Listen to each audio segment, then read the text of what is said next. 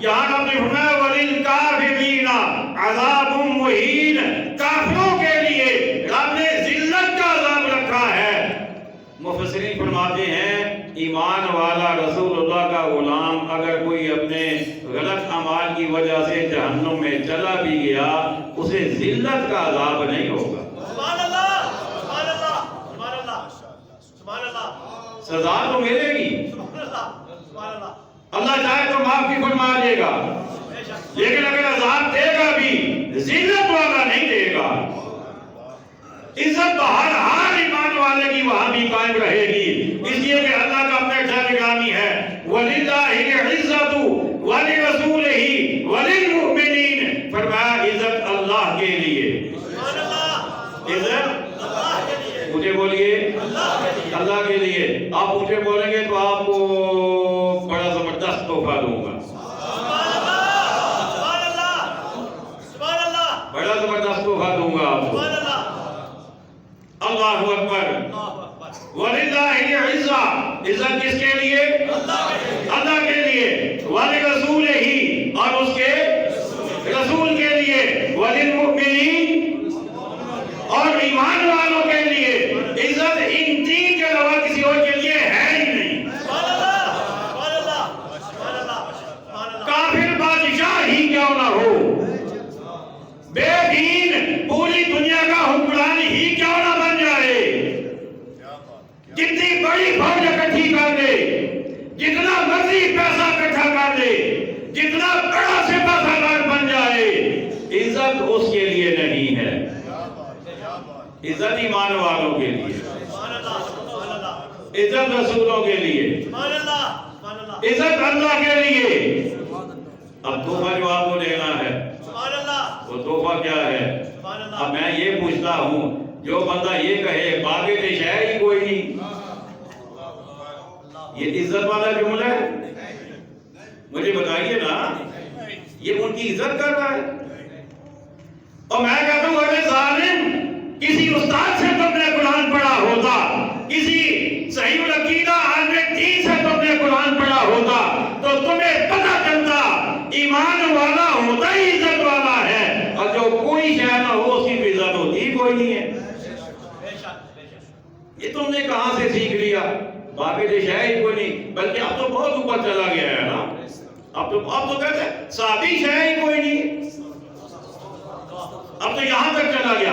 اب کہتا کیا ہے؟ اچھا ان کا انداز دیکھیں، بڑی اہم بات آ گئی، انداز دیکھیں ان کا۔ یہ کہتے ہیں جب ہم یہ کہتے ہیں نا بابے شے ہی کوئی نہیں، تو ہم رسولوں کے مقابلے میں یہ کہتے ہیں کہ ان کے مقابلے میں یہ کوئی شے نہیں ہے۔ اچھا جب ہم یہ کہتے ہیں نبی شے ہی کوئی نہیں، تو ہم اللہ کے مقابلے میں کہتے ہیں کہ اللہ کے مقابلے میں ان کی کوئی حیثیت نہیں ہے۔ لیکن میں کہتا ہوں تمہیں مقابلہ کروانے کا حکم کس نے دیا؟ تمہیں کس نے کہا کہ تم مقابلہ کراتے پھرو؟ جب اللہ ہو کر، قادر مطلق ہو کر، فاعل لما یرید ہو کر، وہ اپنی عزت کے ساتھ رسولوں کی عزت بیان فرما رہا ہے۔ وہ تو مقابلہ نہیں کروا رہا کہ میرے مقابلے میں رسولوں کی کیا عزت ہے، یہ تو شاید کوئی نہیں۔ وہ کہہ رہا نہیں میری عزت ہے، لیکن میری عزت کا یہ مطلب نہیں کہ ان کی عزت نہیں ہے، اور ان کے ساتھ ایمان والوں کی عزت ہے۔ اللہ اکبر۔ آخری بات عرض کرنے لگا ہوں، دو طریقے ہوتے ہیں کسی چیز کو بیان کرنے کے، اور ہم نے دوسرا طریقہ اختیار کیا ہے۔ اب ایک یہ دیکھیں، میں آپ کو مثال دے رہا ہوں، یہ دو انگلیاں ہیں، کیا یہ دونوں برابر ہیں؟ ایک بڑی ایک چھوٹی۔ اب ایک طریقہ یہ ہے بیان کرنے کا کہ یہ انگلی چھوٹی ہے اس سے،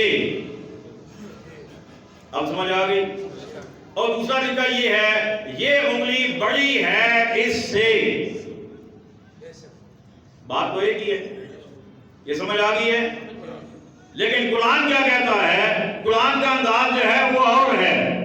ایک طریقہ یہ ہے کہ ایک چیز کو گھٹا کر دوسری کی بڑائی بیان کی جائے، دوسرا طریقہ یہ ہے کہ ایک چیز کو بڑھا کر دوسری کو 7,000 کیا جائے. قرآن کیا کہتا ہے؟ تلک الرسل، یہ رسولوں کی جماعت ہے. سبحان اللہ سبحان اللہ. یہ رسولوں کی جماعت ہے. فضلنا بعضهم على بعض، ہم نے ان میں سے بعض کو بعض پر فضیلت دی ہے. سبحان اللہ. اچھا اب دو طریقے تھے. ایک تو اللہ تو یوں بیان کرتا کہ یہ رسولوں کی جماعت ہے، ہم نے ان میں سے بعض کو بعض سے کم رکھا ہے. بات سمجھ آ رہی ہے کوئی نہیں؟ جیسے کہ یہ خدیجہ یہ اس سے چھوٹی ہے، یہ سمجھ آ گئی؟ دوسری مثال اسی کے ساتھ، ہم نے بعض رسولوں سے بعض کو کم رکھا ہے، یعنی ایک کی بڑائی بیان کر کے ساتھ دوسری کو کم درجہ دکھانا. لیکن اللہ نے یہ طریقہ نہیں اختیار کیا. اللہ نے فرمایا یہ رسولوں کی جماعت ہے، ہم نے بعض کو بعض سے اونچا درجہ دیا. اس کا مطلب یہ ہے یہ بھی اونچے لیکن یہ ان سے بھی اونچے ہیں. سبحان اللہ سبحان اللہ سبحان اللہ سبحان اللہ. قرآن دیکھیں یا حدیث دیکھیں، صحابہ دیکھیں یا اہل بیت دیکھیں، نبی دیکھیں یا رسول دیکھیں، رب کا قرآن کا حدیث کا انداز یہی ہے کہ سب کی شانیں بیان کرنی ہے، تنقیص والا پہلو بیان نہیں کرنا. بے شک بے شک بے شک. اب یوں بھی تو کہا جا سکتا ہے نا کہ ولی بڑی شان والے ہیں لیکن صحابہ ان سے بھی اعلیٰ ہیں. یوں بھی تو کہا جا سکتا ہے نا صحابہ بڑی شان والے ہیں لیکن نبی ان سے بھی اعلیٰ ہیں. یوں بھی تو کہا جا سکتا ہے نبی بڑی شان والے ہیں لیکن رسول ان سے بھی اعلیٰ ہیں. یوں بھی تو کہا جا سکتا ہے رسول بڑی شان والے ہیں لیکن اولو العزم رسول ان سے بھی اعلیٰ ہیں. یوں بھی تو کہا جا سکتا ہے کہ اولو العزم رسول بڑی شان والے ہیں لیکن آمنہ کے لال سب سے زیادہ شان والے ہیں.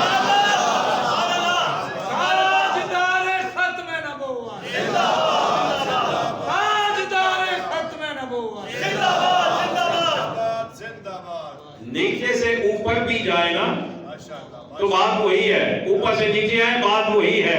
لیکن اوپر سے نیچے آئیں گے تو نیچے نیچے نیچے والے جو ہے ان کا درجہ کم کم کم کم کم تصور میں آئے گا.